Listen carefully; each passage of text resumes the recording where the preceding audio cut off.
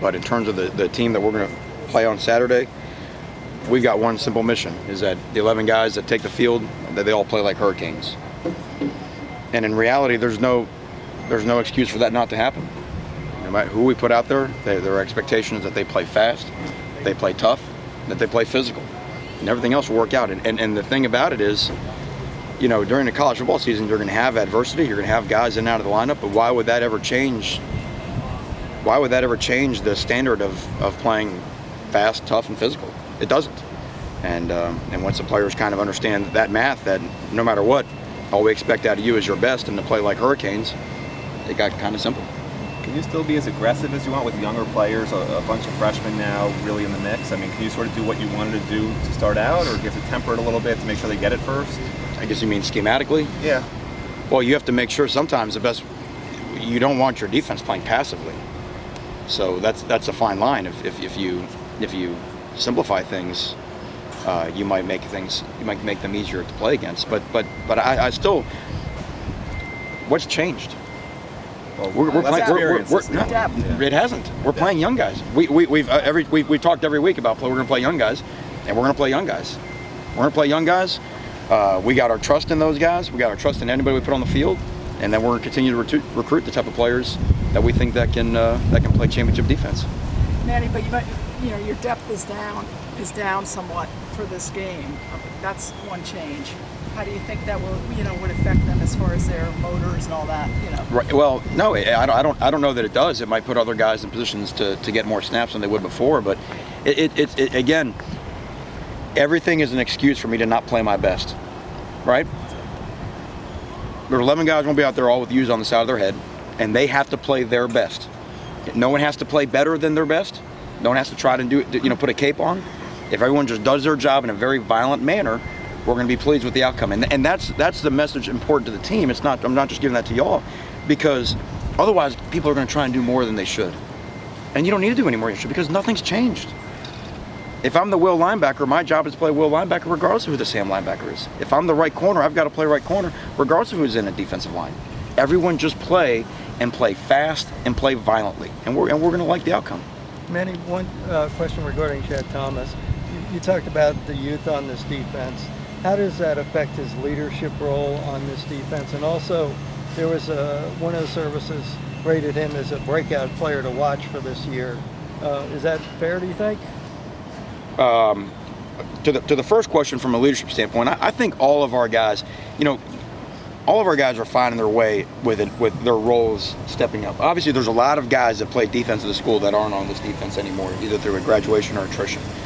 So even our older guys like Chad, some of the guys we have in the back end, I think they still need the feel of getting in the games to really understand that they are that guy in terms of being able to take the microphone and lead all the other guys. We need them to lead with their play.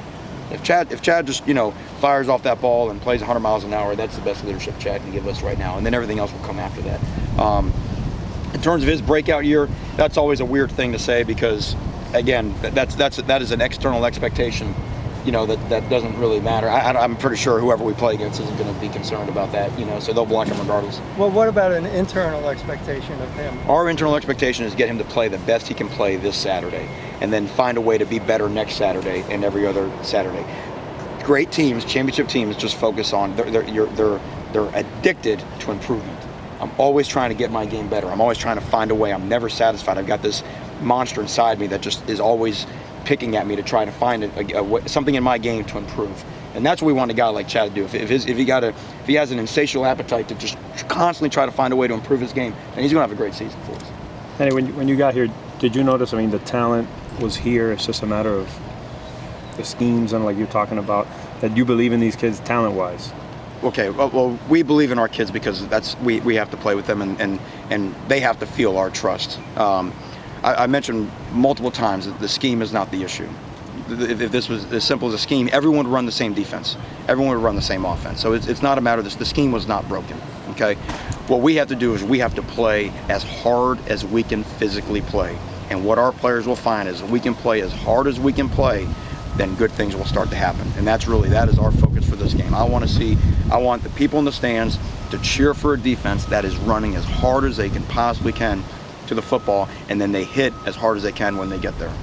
Manny, with Gordon here and with Pinckney, any thought to alternating them series by series, or do you want to pick one guy? No, they'll both play a lot, and you'll see we'll be playing a lot of guys regardless. I think that competition has been great over the past week. Pinckney has been excellent since he's got back up to speed last week, and really again shows some of the dynamic things that he was doing in the spring. I think, like I said, which one is in there first, they don't know. We really just want to continue to sort of grade them out every day in practice, but you'll see them both a bunch. How close do you feel Scott Batchin may be coming back? He's been out here running and cutting and things. Yeah, I don't. That honestly, like people like that when they're kind of close, but on the you're so tunnel vision on the ones that you're getting ready for the game. I really don't know. With Jermaine obviously no longer here, obviously good in coverage. Might you go more nickel packages, 5 defensive backs, and where does slot corner stand at this point in your mind? That always depends on who we're playing against. I think you'll see some. I think you'll see some of both this weekend. But I look at this weekend as really just I want to find out about us. We have practiced for 15 plus 27 or whatever it is since we've been here as a staff, and I just want to see our guys go play. And that's why it's not about scheme and this and the other. I just want to see guys who are our best players. I want to see guys just play fast. I want to see who can make a play. I want to see who can process on game day when everything moves a little bit faster. And then as we learn more about our guys in game, you can learn a lot about them in practice, but only so much. And then we get into games, we learn more about them in games, and I think we can find a way to find out who our best 11 are and the best 11 after that. Hey, is that normal? Like you could tell a little bit, but you never know until you get in the games. You really never know until that. It's just practice is practice, and it's very important. We try to create a game day atmosphere every day in practice, and the way we practice, I think we do. But it's just different. Things will move faster Saturday than these guys have seen, and that's why and we got some guys that, hey, maybe they're not going to be in the right place every time. That's okay. You know how you fix it? With unbelievable effort and unwavering violence. We can just combine those two things. We will make up for our mistakes. We're going to make mistakes. We're not trying to get our guys to play perfectly. That's not even a remote possibility. Just play fast and play violent. Maybe you talked about just going more on what you're talking about here about evaluating games and things that you want to find out. How long you've been at different schools? How long do you think that process of really understanding what you have and who guys are? How long? I always feel like you never really get it until halfway through your first season in terms of what you have, because also for us is you don't really know how good your league is. Until you get in there and find out, you can watch everybody on film, but when you really get out there and you watch them, side by side and how you match up with everybody you have to play, there's always a feeling out process. That first year as a staff, just trying to really figure out, okay, I have an idea who we are, but I need to see us against some other people to really see how we match up, and that's why, I'll be honest, that's why we don't worry a whole lot about anything except us. Right now we're just trying to focus on us getting better at what we do, the fundamentals of tackling, the fundamentals of defeating blocks, and then the pursuit of running the football. Is the reason why maybe the AQM loss is not devastating because you view Trent Harris as an ACC starting player, Demetrius as an ACC starting player? Is that how you feel? Have they shown you enough to make that conclusion? Coaches by nature were problem solvers.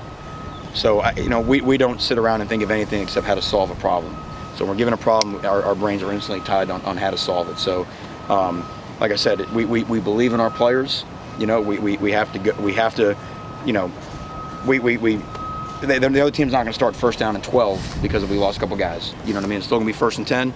Touchdown's still going to be worth 6 points. So there's not a lot of time for sympathy. You just got to move on. It's just the mentality that you have, and you go play.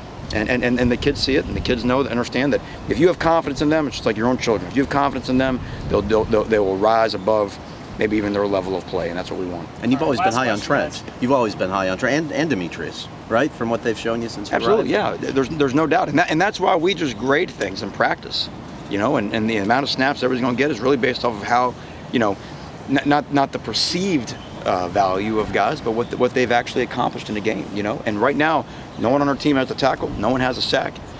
Anything that was done in the past is irrelevant. Everybody's starting at 0. We haven't given up a yard yet, haven't given up a score yet. So it all begins Saturday, and for good and for bad. But we can't wait, and we're really excited to go play. Thank you. Thank you all much, Kevin. Thanks, Coach. Appreciate it.